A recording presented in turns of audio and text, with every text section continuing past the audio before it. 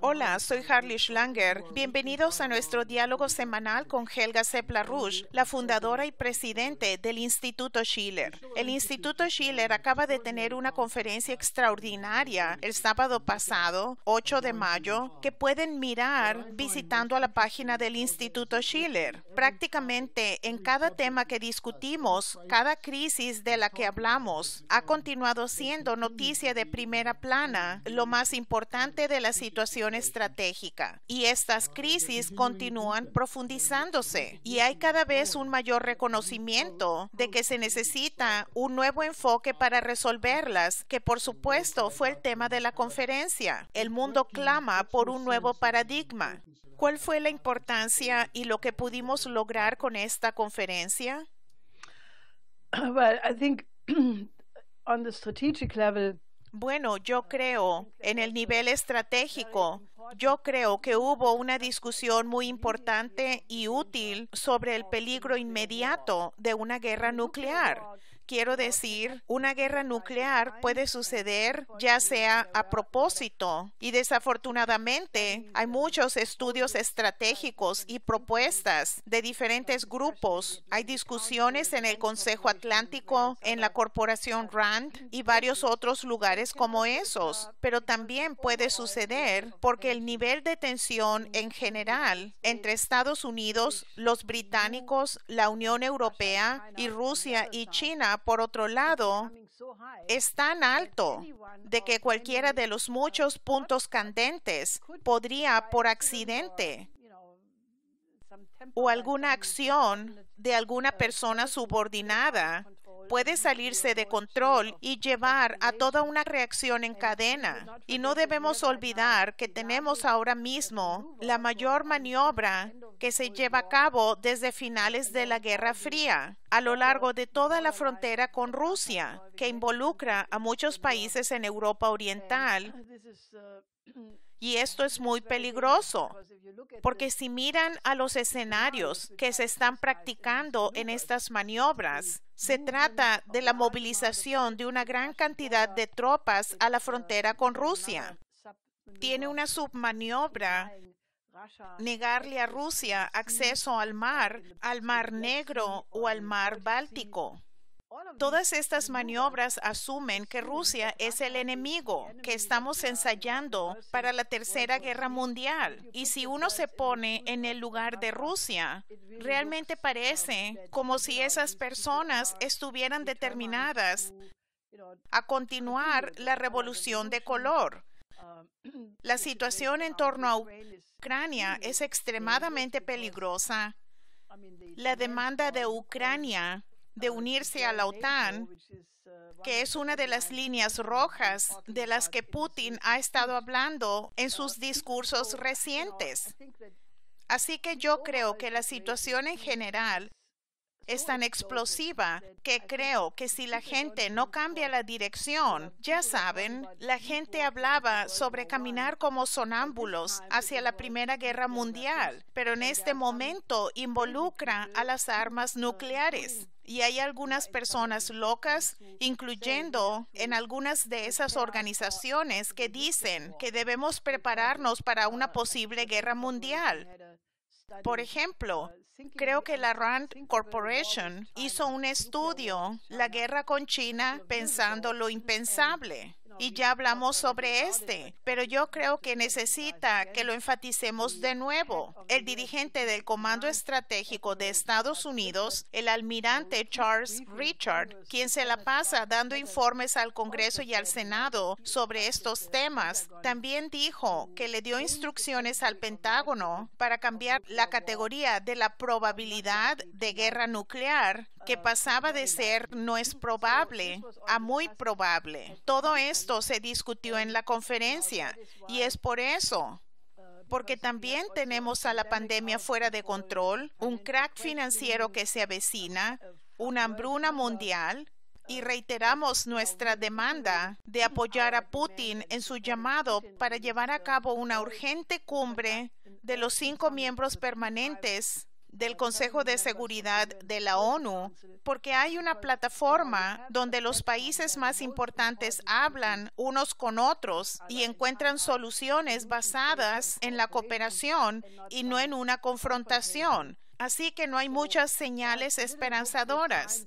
Hubo una discusión entre Lavrov y Blinken. Se van a reunir a finales del mes de mayo en torno a la cumbre del Ártico en Islandia y esperamos que ellos van a preparar una reunión entre Biden y Putin. Pero yo creo que la fórmula del P5 es muy importante porque también debe participar China, Rusia y Estados Unidos, por lo menos. Y si uno podría hacer que India participara, también sería bueno. Así que creo que la cumbre está en la agenda y naturalmente la otra cosa que también discutimos, lo que todavía es el caso, que las sanciones unilaterales, que son ilegales desde el punto de vista del derecho internacional, en cualquier caso, solo aquellas sanciones que han sido acordadas por el Consejo de Seguridad de la ONU son legítimas y actualmente hay sanciones en contra de alrededor de 30 países, incluyendo Siria, Yemen, Irán, Venezuela. Algunos de estos países están sufriendo la muerte de muchas personas como resultado, como en el caso de Siria, donde según el cardenal Cenari, 90% o más de la población siria está por debajo de la línea de pobreza extrema y por lo tanto la continuación de las sanciones causarán la muerte. Así que le hacemos un llamado a que nos ayude para hacer que el público tenga conciencia de que estas sanciones deben detenerse. El Congreso debe eliminar a las sanciones César y debemos tener un enfoque completamente diferente a esta situación.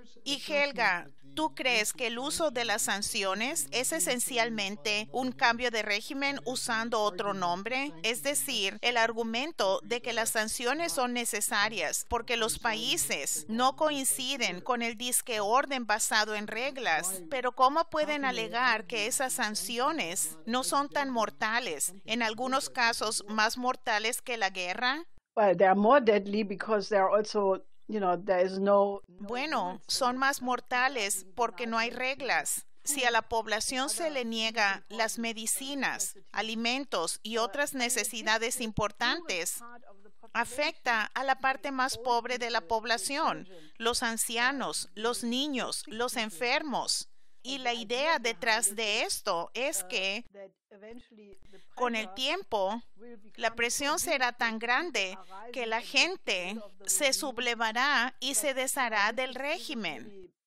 Pero realmente es una forma de guerra brutal y debería prohibirse. Creo que la gente debe tener un sentido real de indignación, que estas cosas no deberían ser. La idea de que es mejor que tener una intervención militar, ¿qué argumento es ese? Quiero decir, están atacando a los débiles, los niños, los ancianos. Creo que realmente deberían detenerse.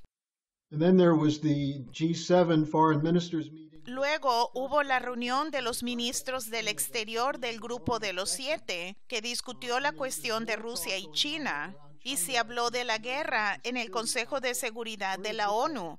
¿A dónde se dirige esto? I mean, this is also, you have right now an absolute law of relations. Ahora mismo las relaciones entre Estados Unidos y China, Estados Unidos y Rusia, y también la Unión Europea y Rusia están en el nivel más bajo. Esto es terrible. Como resultado de una campaña de mentiras sobre lo que está sucediendo en Xinjiang, habíamos discutido eso muchas veces, pero permítanme repetirlo brevemente.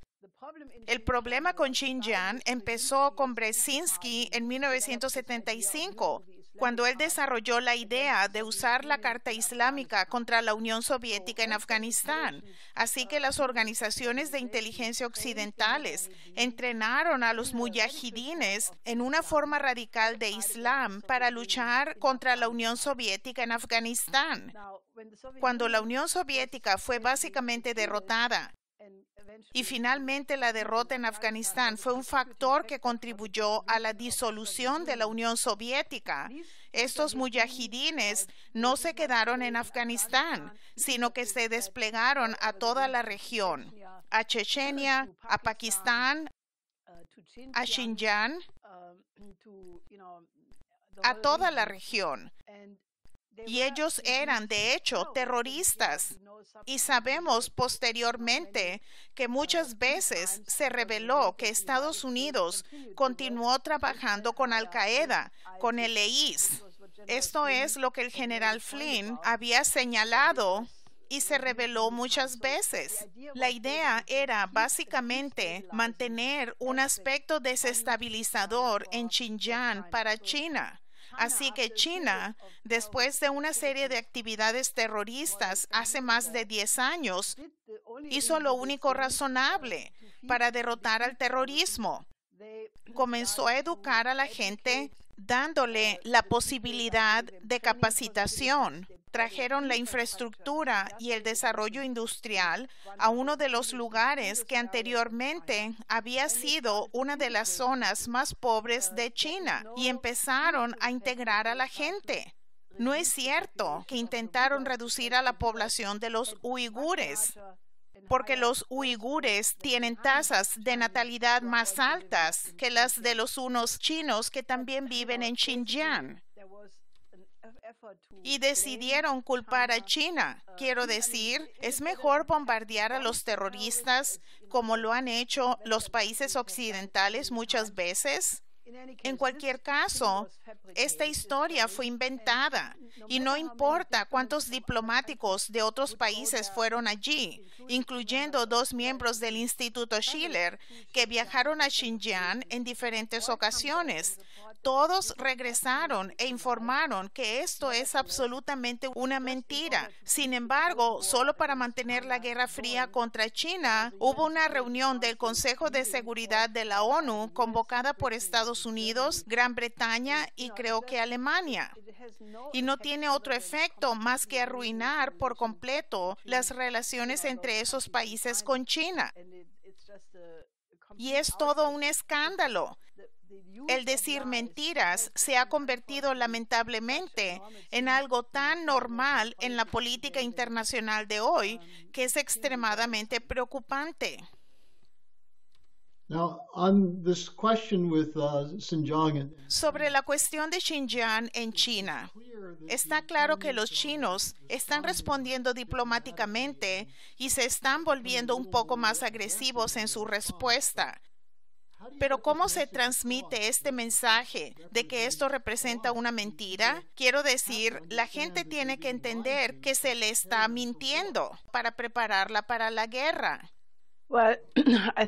Creo que hay muchos documentales que están preparando algunas personas y creo que la gente, en lugar de repetir algo que claramente es un prejuicio, debería estudiar la historia de la región y también mirar el resultado. Y luego también siempre pueden ir a Xinjiang, viajar allí.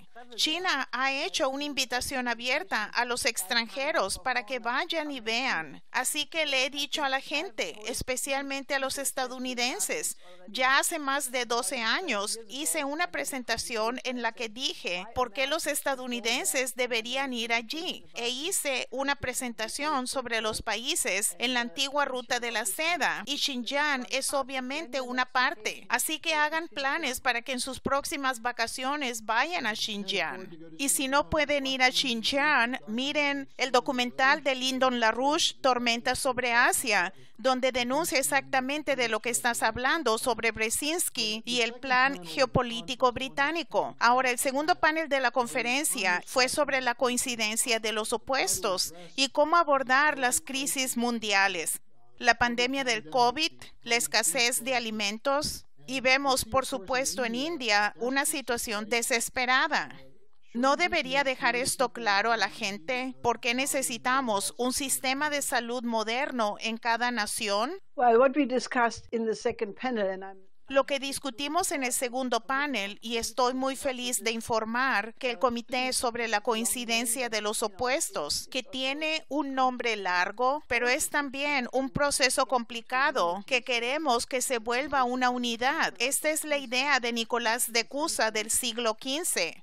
Y tengo el gusto de informar que hemos hecho un gran avance. Ahora tenemos proyectos pilotos concretos en marcha, suministros de medicamentos y alimentos, algo pequeño, pero como de una naturaleza simbólica, más que una naturaleza simbólica. Pero queremos mandar a Mozambique. Este será un cargamento y vamos a tratar de ampliarlo. También esperamos en el futuro a otros países. Pero es claro que este es un esfuerzo privado y no puede reemplazar la acción de los gobiernos. Pero queremos demostrar a través de tal acción concreta cómo traer medicinas y alimentos a un país que tiene una necesidad urgente, que todos pueden hacer algo. Y la idea de que no hay nada que podamos hacer al respecto, esa es una idea incorrecta. Y por lo tanto, yo invito a la gente que se una a este comité. Ahora, tú mencionaste a India. Yo creo que todas las personas que dudaban que la pandemia era real, que solo era un truco, por favor, miren a India. Yo tengo muy buenos amigos en India y estoy en contacto telefónico regular con ellos y ellos están informando que es un infierno total. Ahora mismo, oficialmente, 250,000 personas han muerto, pero todos saben que esta cifra es probablemente 5 o 10 veces más alta, por la simple razón de que esta cifra de 250,000 son solo las personas que han muerto en un hospital. La gente que no llega al hospital, que muere en casa, que muere en lugares lejanos, en el campo, no las cuentan. Así que lo que estamos mirando en India ahora es que 1.5 a 2.5 millones de personas ya han muerto. Y el problema es que se ha desarrollado una nueva variante que es muy agresiva. Los expertos de la salud dicen que esto es una preocupación mundial porque la tasa de transmisión es mucho más alta que con las otras cepas. Y obviamente, para un país que no ha desarrollado en muchas partes un sistema de salubridad ni un sistema médico, en este momento hay una tasa de 75% del país que tiene del 10 al 20% de la población que ha dado resultados positivos. Ahora, esto está fuera de control y los expertos básicamente dicen que la única manera en que uno puede esperar que esto sea controlado es con un cierre de emergencia de 75% del país durante 6 a 8 semanas. Ahora, ¿pueden imaginarse lo que hará en un país donde hay una gran economía informal? Lo que significa que la gente no tiene salario, que vive al día, que si se tiene un cierre de emergencia, naturalmente eso se va a derrumbar. Yo creo que es una gran crisis política y ya se está propagando a los países vecinos, a Nepal, a Bangladesh, a Tailandia. La cepa india ya se ha encontrado en 6 países latinoamericanos. Es por eso que discutimos de nuevo en esta conferencia. Y por favor, vean el segundo panel. Tenemos que luchar para que haya un cambio de actitud. No es suficiente decir que tenemos que producir vacunas. Primero que nada, la producción de vacunas es muy lenta. Y afortunadamente, el gobierno de Biden dice que va a liberar las patentes. Pero la producción de esas vacunas es muy complicada y no se puede en medio del desierto. Simplemente no se puede construir un laboratorio para producir vacunas. Se necesita la capacitación, se necesita el ambiente industrial para hacer eso. De cualquier manera, si pudiéramos vacunar a todos muy rápidamente, que en este momento no podemos hacer, el problema es mucho mayor. Se necesita un cambio de actitud para con los países en desarrollo. Y lo que hemos estado diciendo desde el principio de esta pandemia es que necesitamos tener un sistema de salud moderno en cada país. Se necesitaría hacer lo que hicieron en Wuhan, construir hospitales de 1,000 camas cada uno en una semana, equiparlos con equipo médico moderno, tener a doctores y enfermeras altamente capacitados. Y luego, obviamente, se necesita agua potable, electricidad, infraestructura. Y usar la construcción de tales sistemas de salud modernos en cada país como el principio para industrializar al mundo.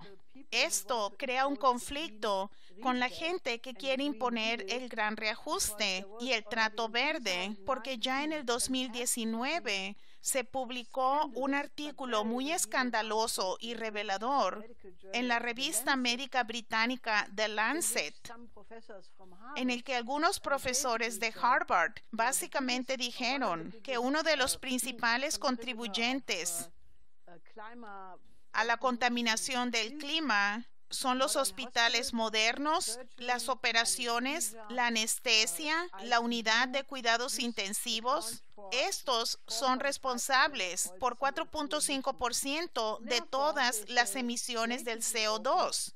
Y por lo tanto, ellos dicen descaradamente que no podemos permitir que 5,000 millones de personas en el mundo que actualmente no tienen acceso a este tipo de cuidado médico moderno también tengan el mismo nivel como en los países occidentales, porque de otra manera el planeta estallaría.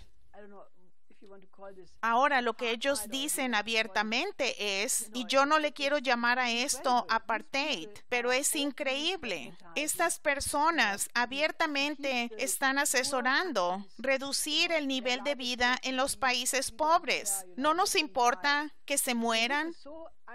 Quiero decir, esto es tan brutal. Si leen ese artículo, les deja claro que esas personas están tratando de imponer una dictadura mundial, un ecofascismo, donde solo la élite poderosa decide quién vive y quién muere. Ahora, como lo hemos discutido muchas veces en este programa, hemos elaborado un plan para que haya un sistema de salud mundial en cada país.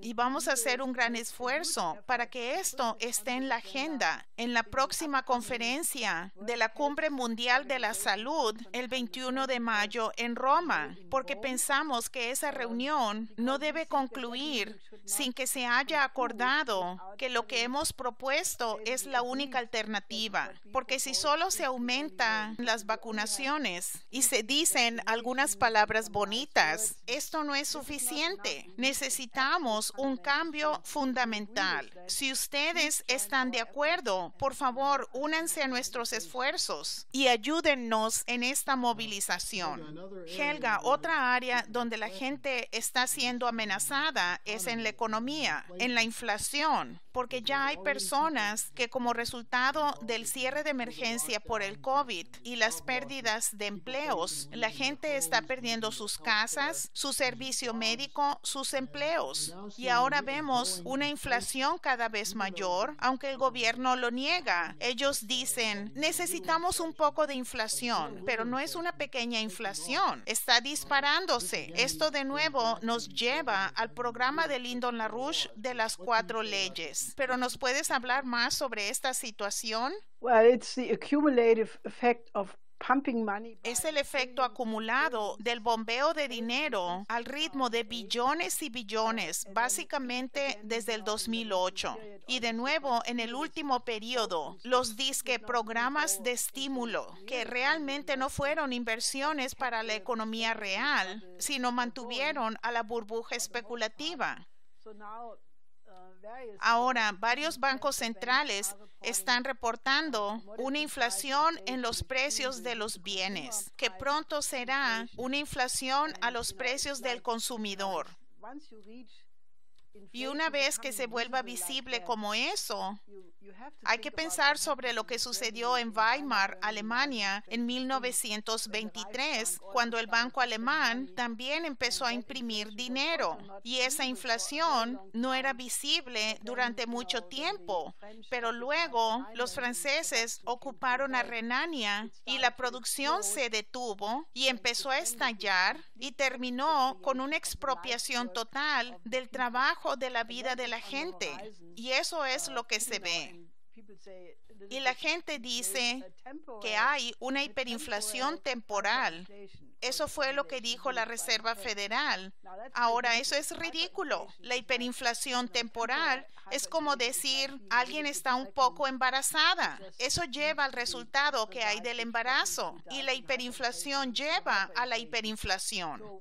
Así que lo que necesitamos ahora, más urgentemente que nunca, es el programa de mi finado esposo, Lyndon LaRouche, una Glass-Steagall mundial, un banco nacional, un sistema de crédito, un programa de emergencia para aumentar la productividad de la economía mediante la inversión en la fusión y la cooperación espacial. Así que debemos tener un programa que sería fácil de implementar y en cualquier caso más fácil que las consecuencias de que no se implementara, que es el caos y el peligro de la guerra. Also, the last Schiller conference before También en las conferencias del Instituto Schiller anteriores del 20 y 21 de marzo, se puso un gran énfasis en el primer panel sobre la cultura, cómo necesitamos un renacimiento cultural, y un elemento clave es cambiar la manera en que la gente piensa. Hay un video que muestra el concierto del ministro Luis Farrakhan de la Nación del Islam tocando el concierto para violín de Beethoven. Yo sé que a ti y a mucha gente les conmovió mucho esto. ¿Qué nos puedes decir sobre esto? well, I would urge our viewers to Yo le pediría a nuestro público que vea este concierto. Yo creo que es la intervención cultural más importante en Estados Unidos, no para Estados Unidos, sino para el mundo, porque no solo el señor Farrakhan es un ministro, así que él no es un músico profesional, pero la excelencia con la que él tocó la parte del violín en este concierto es absolutamente increíble, porque él hizo que su violín cantara. Él hizo que cantara de la manera más hermosa. A mí, de hecho, se me salieron las lágrimas en cierto momento, porque su música llegó al corazón, que la comparé con algunas otras presentaciones, con las de Menuhin y Oistrakh, etcétera. Ellos podrían ser técnicamente más perfectos, pero yo creo que fue de primer nivel mundial. Y lo que es incluso tan importante, y no quiero decir más importante, porque es parte de una unidad. Él dijo que hizo esto. Esta fue una presentación en el 2002, pero la presentó hoy en su 88º cumpleaños y el 250 aniversario de Beethoven, pero especialmente para darle a los jóvenes, y especialmente a los jóvenes negros, alguna manera de elevarse a sí mismos al nivel más alto. Y la manera en que él lo describió, él dijo que cuando era un niño, él aprendió a tocar el violín, pero en ese momento no había una manera en que como persona negra tuviera una carrera musical, así que él dejó de tocar por muchos años, pero él volvió a tocar el violín cuando tenía 60 y tocó a Mendelssohn, y luego cuando tenía 68, en un año, él aprendió a tocar esta pieza que es muy difícil. y fue una sorpresa total. Y él dijo que este es también un método. Se estudia intensamente, de 8 a 10 horas al día. Y una vez que has aprendido eso, se puede aplicar a cualquier otro campo. Y en cierto sentido, esto va en contra de estos ataques a la cultura, a esta política idiota de Oxford, que quieren eliminar a Mozart, a Beethoven. Y fue la polémica más hermosa, aparte de lo elevada. Y naturalmente, ni la gente de Black Lives Matter, ni los que se oponen a Black Lives Matter, van a hablar de esta presentación tan hermosa de Farrakhan, porque los pone en vergüenza y no saben cómo enfrentar a la belleza, porque son almas muertas. Muchos de ellos se han convertido en eso. Yo creo que el ejemplo que dio Farrakhan a la generación joven en todo el mundo, creo que esto fue increíble y deben mirarlo, porque los va a alegrar por mucho tiempo. Pareciera que él tomó en serio la idea, como él la discutió, de la coincidencia de los opuestos y cómo desafiar a la gente que tiene estos perfiles falsos de varias personas con la política de identidad, etc. Así que, Helga, muchas gracias por acompañarnos. De nuevo, hemos señalado que la gente debe ir a la página del Instituto Schiller y mirar la conferencia del fin de semana pasado, ambos paneles, al igual que el concierto de Farrakhan. Te veremos la próxima semana. Hasta la próxima semana.